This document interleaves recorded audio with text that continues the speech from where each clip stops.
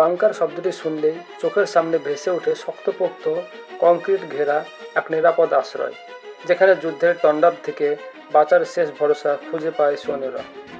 তাহলে বাংকার আসলে কি?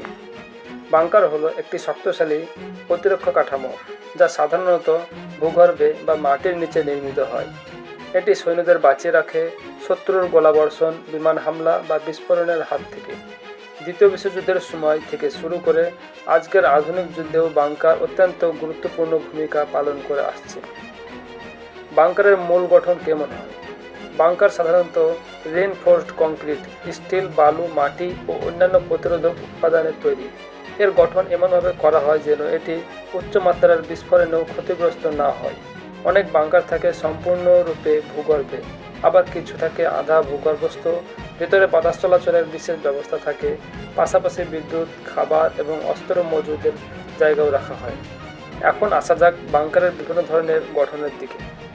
কমান্ড বাংকার, এটি যুদ্ধ পরিচালনার কেন্দ্রস্থল। এখানে থাকে যোগাযোগ যন্ত্র, রাডার, কম্পিউটার ও উচ্চপদস্থ সেনা কর্মকর্তারা। লড়াইয়ের বাংকার সরাসরি ফ্রন্টলাইনে ব্যবহৃত হয়। এর মধ্যে থাকে সৈন্যরা শত্রুদের লক্ষ্য করে গুলি ছুটতে পারে, আবার নিজেরাও নিরাপদ থাকে। রক্ষা বাংকার, এগুলো মূলত প্রতিরক্ষার জন্য ব্যবহার হয়। এ বাংকার শত্রুর আক্রমণে ব্যবহৃত হয়ে থাকে। পারমাণবিক বাংকার, পারমাণবিক বিস্ফোরণ থেকে সুরক্ষা দেয় এমনভাবে তৈরি বাংকার। এতে সাধারণত বাংকারের তুলনায় আরও উন্নত প্রযুক্তি ও নিরাপত্তা ব্যবস্থা থাকে। সিভিলিয়ান বাংকার, শুধু সৈন্যদের জন্য নয়, অনেক সময় সাধারণ মানুষের রক্ষার্থেও বাংকার তৈরি হয়, যেমন ইসরায়েলে বা ইউক্রেনের মতো যুদ্ধে আক্রান্ত এলাকায়। বাংকারের ব্যবহার শুধু সামরিক ক্ষেত্রে নয়, কিছু দেশের দুর্যোগ মোকাবেলা বা ভূমিকম্প বা পারমাণবিক হামলা থেকে সাধারণ মানুষকে বাঁচাতে শহরের নিচে বিশাল বাংকার নির্মাণ করে রেখেছে। আজকের যুগে যুদ্ধের প্রযুক্তির অগ্রগতি সত্ত্বেও বাংকার এখনও এক অমূল্য প্রতিরক্ষা মাধ্যম।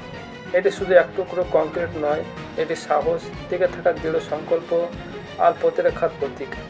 আপনি যদি এমন আরও চমকপ্রদ তথ্য জানতে চান, তাহলে অবশ্যই আমাদের চ্যানেলটি সাবস্ক্রাইব করে রাখুন।